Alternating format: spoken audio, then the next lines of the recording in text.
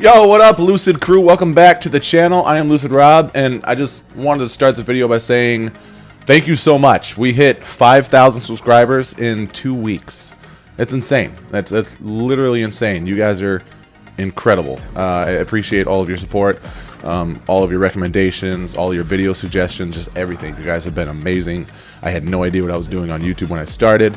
I still don't really know what I'm doing, but my focus is on just like creating better content for you. So keep the suggestions coming, join the Discord, keep the conversations going, keep the video submissions coming in, and we will continue to just make this the best channel that it can be for you guys. So if there's your first time here, hope you like what you see. If you do, consider liking, subscribing, joining the Discord, and joining the rest of us in the Lucid crew. But yeah, let's watch some videos. What secrets lurk in Antarctica? In historical maps, Antarctica was denoted as Terra Austris, meaning the southern land. Interestingly, these maps made no reference to ice. Even more perplexing, these maps depicted Antarctica as physically connected to South America, suggesting a potential direct walk to the continent. Contradictorily, scientists contend that Antarctica's linkage to other landmasses only occurred about 600 million years ago. This incongruity raises questions. In 1961, governments ratified a treaty effectively prohibiting access to Antarctica. This has ignited conjecture, spurring debates regarding the possibility of an undiscovered ancient civilization beneath the icy surface. Scientists, by drilling into the ice, have unearthed evidence of Antarctica's past life as a thriving rainforest, and astonishingly, they've even discovered DNA dating back 1,000 years. What else could be hidden underneath the ice? 1,000 years. I'm not a math doctor, but that doesn't sound right to me. Dude, I would absolutely love for the theories to be true about Antarctica being like plush, right? And like full of foliage and like greenery and stuff. Only because it gives me hope that at some point, you know, it'll come out that it's true, and then that'll just be more land, more opportunity for people to explore and experience the earth more, right? Hopefully it would happen in our lifetime. I love traveling. I love seeing new things. So that would be great to go to a place with new, biodiversity and, hopefully new food to try. We all know that Antarctica is the most mysterious and intriguing continent that exists. Recently, something came out and could completely change our perception of this territory. According to this thing, Antarctica is not a vast expanse of ice at the bottom of the Earth, but rather a gigantic wall of ice surrounding all the continents of this world. Some even believe that if we were able to cross this ice wall, we would discover other continents that have intentionally been kept hidden from us. In 1992, a new standard world map called the Gleason Map was published, depicting Antarctica encircling all our continents. A very intriguing fact is that the logo of the United Nations strongly resembles this map. A pilot took the risk of going there despite the prohibitions and released a low-quality video claiming to have reached this ice wall. But we cannot be sure if it is truly Antarctica or if it is staged. Scientists have long established that Antarctica is indeed a continent, thanks to satellite images that show its structure and expands.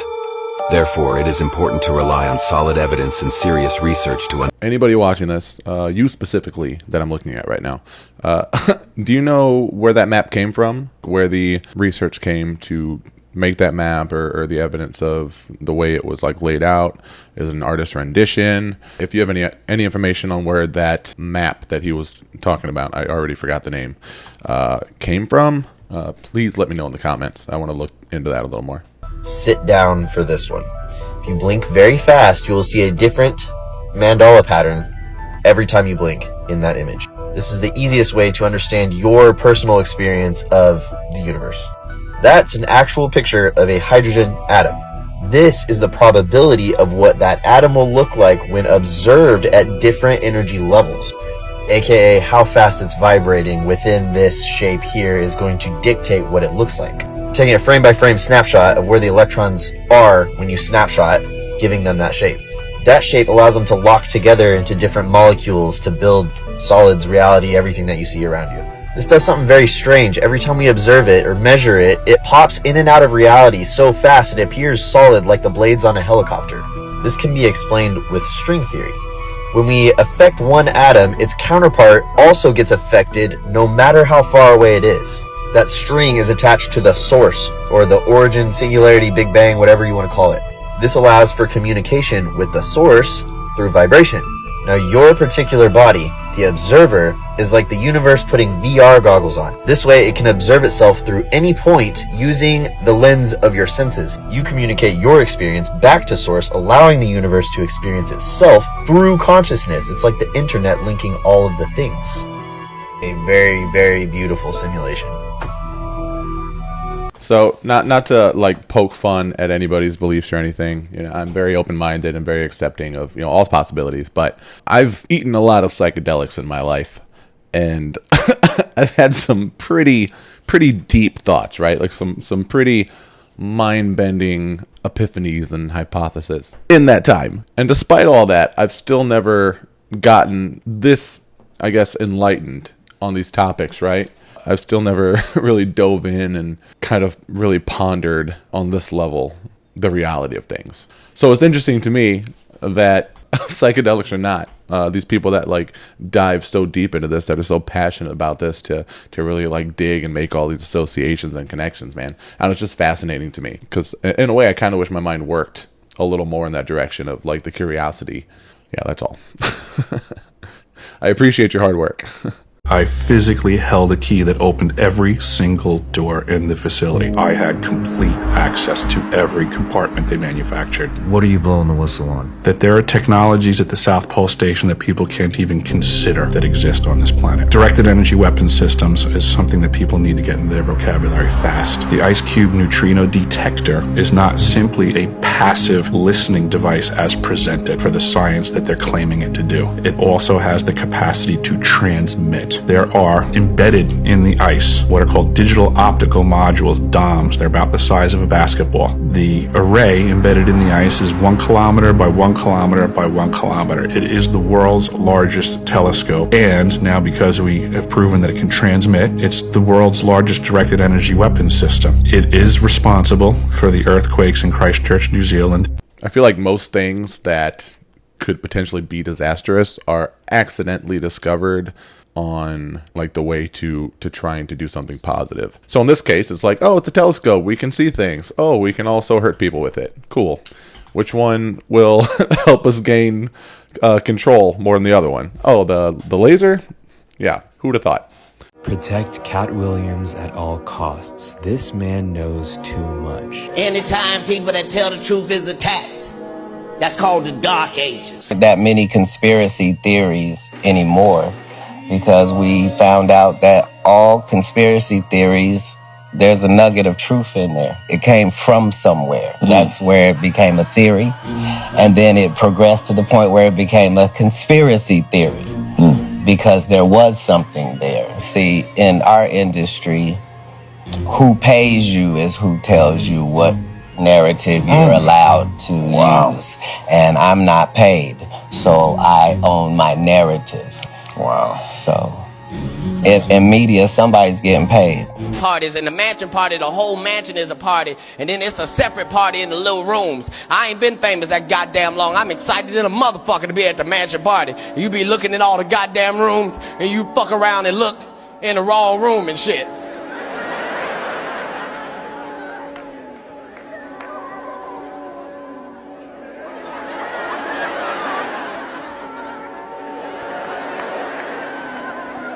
Nick, come here.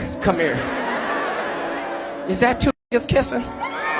Is one of them? You know what's pretty crazy about that is I've heard pretty much the exact same thing from multiple like celebrities and like influencers, right? Talking about these big parties at these places, and you accidentally walk in the wrong room and you see some shit, fucked up shit, I guess, or some out of character things for people, right? Which I don't know if that constitutes it being like an initiation, or like some theories say it's like a humiliation ritual or something, or maybe it's just people finally just being themselves, right? Off camera, because they're unable to be their true selves on camera, because basically they have an image that they've contracted to these labels. So, but either way, I guess some shit happens at these celebrity parties that are pretty out of character for at least the televised versions of people. Imagine being on a plane, and suddenly the trip lasts 35 years. You boarded in 1954, and you arrived in 1989. What you just heard isn't fantasy. It actually happened a few years back. Precisely on September 4th, 1954, Flight 513 from Santiago Airlines kinda soared from the German city called Aachen. On board, there were 88 passengers and 4 crew members, making it a total of 92 people. The flight was headed to Brazil, exactly towards Porto Alegre, meaning it had to cross the entire Atlantic Ocean. But before the flight could reach its destination, something unexpected happened. When the plane took off from the airport just a few hours later, it completely disappeared from existence, and there was nothing on the radar at all. One day, on October 12th, 1989, without any warning or radar detection, the missing plane landed safely at the airport after more than 35 years. The question is, where had the plane been all this time? You want the shocking news? Drop me a follow and wait for part 2. Wasn't there just another case of that happening, like with a plane recently, that like disappeared? I think there was like a video of it, of like 2 orbs like rotating around it, like circling around it, like that. Just like that. It's my best impression of orbs around an airplane. And then the plane just like disappeared, right? I don't know if that was Photoshop. I saw like one clip. I can't think of the name of that plane or that whole story, but if you know which one I'm talking about, it was very recent. Let me know in the comments so I can look it up. No, these aren't pre-rendered graphics. This is real life. A special phenomenon called Laha Noon that happens twice a year everywhere in the world along this path. Lahaina means cruel sun in the native Hawaiian language, and the most notable of these occurrences happens in Hawaii, which touched Maui this year in 2023 on May 18th and July 24th. This goes down when Earth's orbit places the sun directly overhead at a perfect 90-degree angle above the area called the subsolar point. And at noon, straight objects like these will have no shadow and end up looking like low-resolution Nintendo 64 graphics or something. There's even this crazy sculpture called the Skygate in Honolulu, and every other time of year it casts an unexpected wobbly shadow on the ground. But during Lahaina Noon, you'll see a perfectly circular silhouette right under it. It's almost like some evil villain can just put a giant magnifying glass in space above the area during this time of year and totally send down a solar laser beam of destruction from the sky. Nah, that's crazy talk. That's actually really cool. That's the kind of shit I want to see more of. Natural phenomena that phenomena. Sorry. But yeah, that's stuff that I'd like to see more of. Really interested in like the things that happen naturally, right? And like you can look at this and be like, no, that's totally, you know, supposed to be that way. That was orchestrated. Well, whatever the case, right? To our knowledge, it's a natural occurrence, and that makes it even more interesting to me in a lot of ways than something that's orchestrated, right? So, really cool video. A man named Edward Leedskalnin discovered the secret behind the construction of the Great Pyramid of Giza.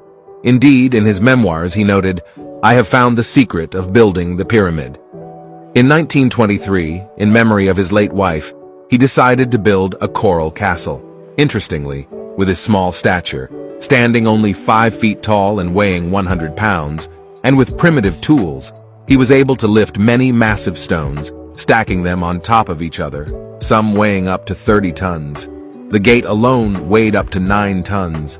According to neighbors, they saw him working alone at night. Even more strangely, he seemed to have a sixth sense. Whenever someone was spying on him, he would stop working. However, once a neighbor saw Edward Leedskalnin doing something with the stones, as if it would make them move on their own. Modern scientists believe that he discovered the vibrational frequency of the stones, scientifically known as acoustic levitation, to lift them. On page 69 of his memoirs, he wrote, "Today I saw my wife again. She is beautiful. We traveled through many lands and even reached the place that holds the knowledge of the universe, meeting Nikola Tesla, who is practicing here. It feels very real." But pages 82 and 83 mysteriously disappeared, and there's only one way to explain this.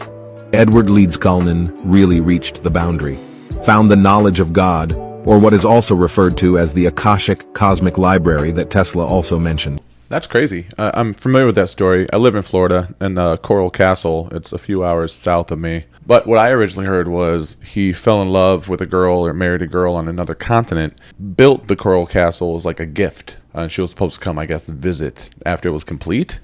and ended up not coming. And I don't know if he just kind of gave up on life at that point or whatnot. So the story I heard, or at least from what I remember, was a little bit different. But the stories of the creating it using levitation and whatnot are exactly what I heard before. And I guess the tool that he used, he destroyed afterward or something. I never heard of him like reaching complete enlightenment and discovering a different existing plane and meeting up with Tesla or anything. I never heard about any of that. So that's a very interesting addition to what I heard. But the place actually seems pretty cool. Let me know if you've been there. I'll make it a point to go at some point for sure. It looks really awesome. We're a pest species that's grown like a mold around the planet because our natural predator has been absent for a few 100,000 years. Wow. 10 times more intelligent than a human. It only needs a certain enzyme that humans have in their blood. And what it does is it basically goes into hibernation like a vampire. It lets the human population build up. And then when it comes out of hibernation, over a few generations, its existence may have been turned into myth or something, and then hunts the population down again, right? So I thought he was talking about like dinosaurs until they started showing pictures of vampires. I was expecting zombies, but I'll take vampires, I guess. I'm going to show you a picture of something that would unalive you just by looking at it. You ready? Don't say I didn't warn you, because this is the elephant's foot, nickname given to the leftover radioactive uranium lava flow in the basement of the Chernobyl nuclear plant after its tragic catastrophe in 1986, melting through meters of solid steel and concrete before settling and cooling on the floor here, solidifying into a 2-ton block of what is possibly the deadliest form of matter to ever exist, corium, emitting enough radiation for a lethal dose in humans by simply just standing next to it for over 200 seconds, the equivalent of 4.5 million chest x-rays all at once. It was so bad that even cameras got destroyed when they got too close to it, so they had to put them on chairs and wheel them around the corner just to even take these pics. Almost everyone who took photos too close to it unfortunately didn't live for much longer. The graininess and missing pixels of the photos are actually caused by the gamma radiation physically eating through the film reel. The elephant's foot has since been barricaded inside the Chernobyl plant with steel and concrete enclosures known as the Chernobyl sarcophagus, and is expected to remain radioactive for the next couple hundred years, with Chernobyl as a whole to be uninhabitable for at least 20,000 more years. That is so insane. It's crazy that there are things like that we just cannot get rid of, right? That we just cannot dispose of it in a way that's safe for us to not be harmed by doing so, or even just works properly. Let's talk about the internet black hole, a mysterious void where incoming and outgoing information is silently lost without informing the sender that the info did not reach wherever it was going. In simple terms, have you ever sent an email that never arrived? Or perhaps you're waiting for an email, a snap, a text message, and it just never shows up. It was sent off, but it never got to where it was going. This mysterious void sucks in internet traffic and either never sends it or sends it hours, days, months, or even years later. So where does this information go? Some speculate that it could be a firewall issue, hackers, or perhaps even an issue with your internet provider. But what makes it so creepy is that no one actually knows. It's all speculation. In fact, a University of Washington team created an internet monitoring system to uncover black holes and weak points. Their findings indicated that there are more of them than anyone thought. These black holes undermine the basic concept of the internet, that every address is reachable from another address. In fact, since their team started monitoring, their system has discovered over 885,000 black holes. So where do they all go? And what causes them? Is it a black hole, or is it like stolen data? I know sometimes things can be sent to like wrong addresses and things like that, I'm sure, but I have to think a lot of those cases are just like kind of like a derailment of data being sent somewhere, whether intentionally or not. So I think a lot of it probably just ends up somewhere else, or maybe, you know, people putting in the wrong address or email a lot of the time, obviously human error, but I don't know, as a whole that's pretty weird. You would think there would be fail safes for things like that. What I'm about to tell you may sound strange or even crazy, but sometimes the truth can be strange and even crazy. Devil's Tower, Wyoming National Park, 5,112 feet. What do you see in this picture? Maybe some boats, or maybe a bridge. You see, everybody sees reality in a totally different way, depending on what you're looking for. But what if the reality you see is not as real as you think, but instead a reality which has been given to you to blind you from the truth? Do you remember when you were a child and everything was so magical, you would open up these fairy tales and you would hear of trees as tall as the sky. The forest as we know it today is not the forest that once existed. The sequoia, we have cut down so many trees. It's unbelievable. And now they live in museums. We go and visit them in national parks and we hug them as children do. Now they only live in our imagination. They are rare, few and far between. Devil's Tower. But take a closer look. Wait a minute. This is a tree stump. Can you see the resemblance? There are no accidents in this universe. Nature is far too intelligent for that. Wow. The Devil's Tower. Looks like a tree that's been cut off. Take a look at another tree stump. And then take a look at a mesa. There are no accidents in this universe. But who would want to cut down these giant trees? This is a mountain. Or is it? This is a tree stump. There are no accidents. Can you see the resemblance? This mountain was once a tree. You see, it's a lot easier to fool people with a big lie than a small one. And if you don't question your reality, you will only accept someone else's. The truth is so deep, most people would be shocked. A tree stump. Now, take a closer look. Can you see the resemblance? There are no accidents. What we live in is now a desert, not the earth that once existed. We have been living in a matrix when this used to be our reality. Lush, beautiful trees built on sacred geometry, and you still find it in the honeycomb. And where has this tree gone? And where has this one gone? But they'll say it's a volcano. I don't know, man. I don't think I'm going to start counting the rings on mountains to see how old they are. I don't know. He was reaching a bit through a lot of that, most of it, I would say. I'm open to the idea of the first one, sure.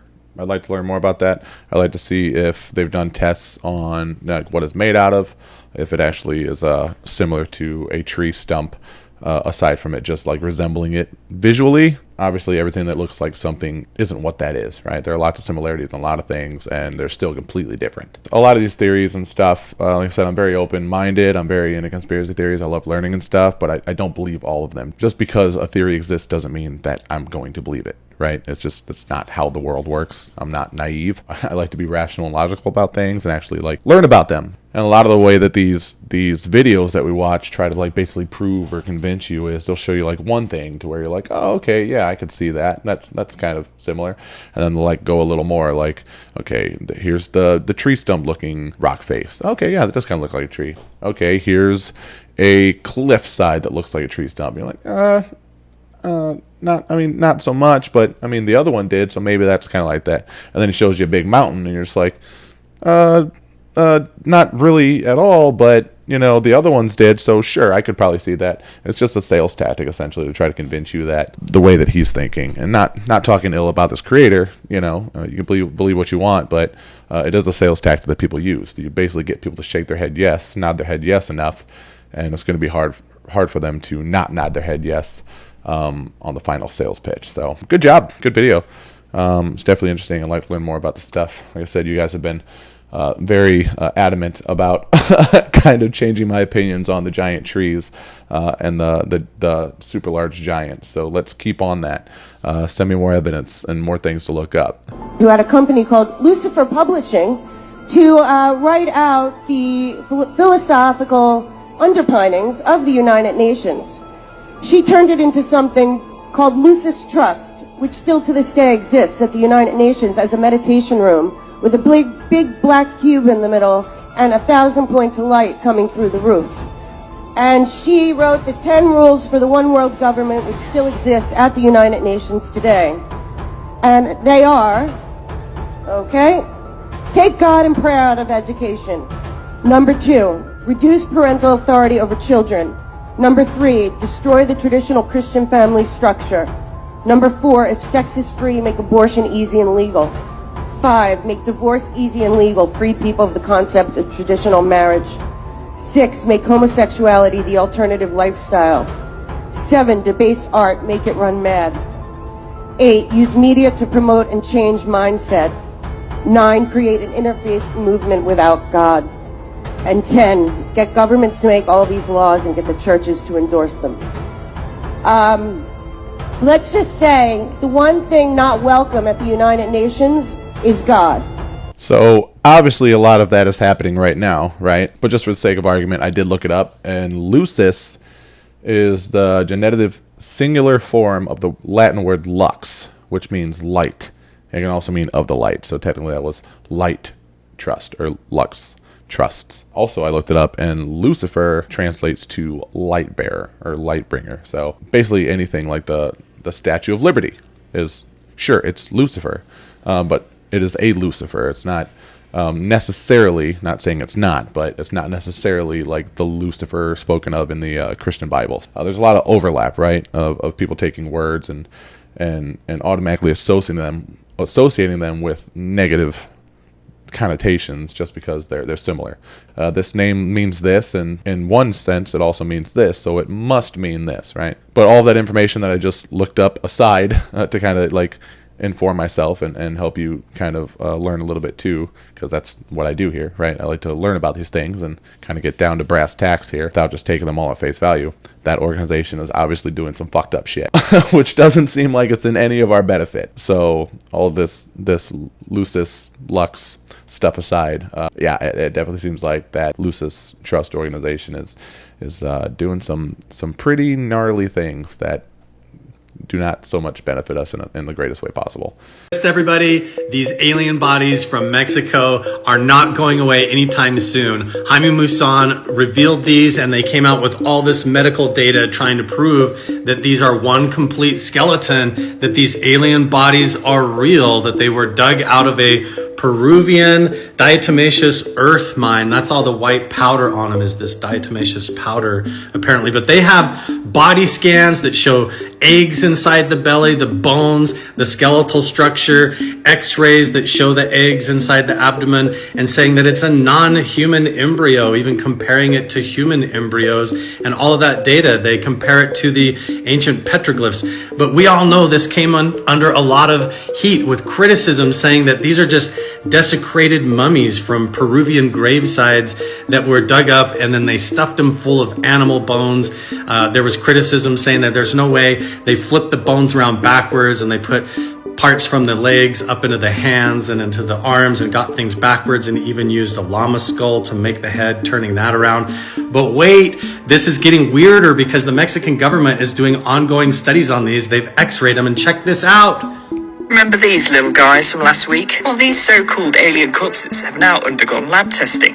Yep, that's right. They've had a full CT scan and X-rays. The bodies were presented to Congress in Mexico last week by a self-proclaimed UFO expert named Jaime Maussan. He claimed they had been discovered in Peru in 2017 and were 1,800 years old. His presentation went viral, with many calling the bodies aliens. The so-called corpses have been tested by Jose de Jesus Salce Benitez, reportedly a military doctor and forensic expert, who says the specimens each belong to a single skeleton and have not been manipulated. But the findings have been widely disputed by scientists. Last week, a NASA scientist responded to the news and urged the men to make samples available to the world scientific community, and we'll... Estos especímenes no se pueden explicar. Ahora sí que para que sea usted Did you catch that? It's not different mismatched bones and animal parts. It's all one complete skeleton. This thing is a real body.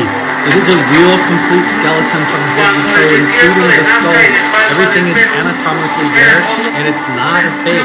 So whatever this is, we still don't know. It's getting weirder and weirder. It's not a llama skull. It's not mixed matched. So it's going to leave us all scratching our heads, wondering. How crazy is it that all of this is happening in our lifetime? This generation that we're living in right now are experiencing, UFOs. We're experiencing fucking giants. We're experiencing these living species, whether they are from Earth or somewhere else. Whatever the case, they're very alien to us. It's mind blowing, dude.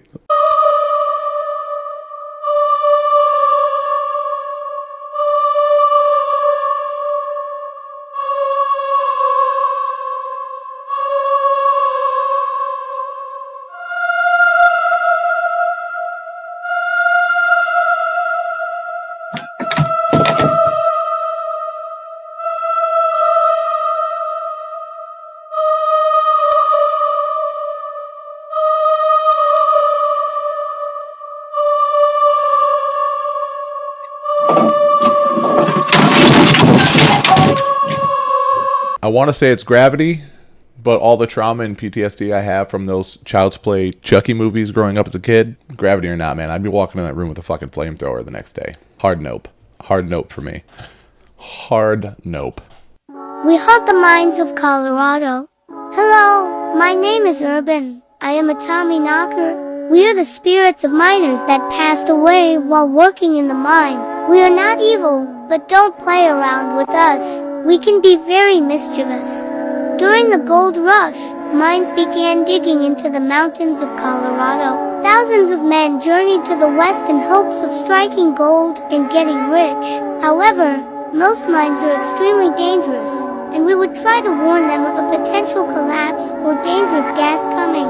But since we are spirits, it was tough to warn the miners of the dangers ahead. We would knock on the walls, and it would echo through the mine. This was our first warning, but some miners thought we were guiding them to gold and would start digging towards their doom. We would then blow out their candles and turn off their headlights. Unfortunately, some didn't take our warnings. What do you think about things like that, like spirits like that? Do you think that there are spirits that are trying to help us in situations like these Tommy Knockers? Do you think that all ghosts are just here to like haunt us and make us want to move out of our homes? Do you think all ghosts are demons? Like, what's your stance on that? Because I'm not really sure what to think, honestly. I don't like any of it, if I can be honest. But that's it. That's it for today, guys. Thanks for watching. And again, dude, 5,000 subscribers. Dude, I just started this as a hobby. And now it's kind of what I do. So, and it's all because of you guys and your support. So thank you so much. Again, if this is your first time watching and you like the video, then go ahead and like the video, subscribe to the channel, join the Discord, be as involved as you want to be with this channel. I will let you know that the community is awesome. Everybody in Discord, all the Lucid crew subscribers, they're all awesome. So if you want to be a part of that and you want to share and take part in the conversation and submit videos that you want me to watch on this channel, join the Discord and submit them to me. The link is in the description. Until next time, guys, peace.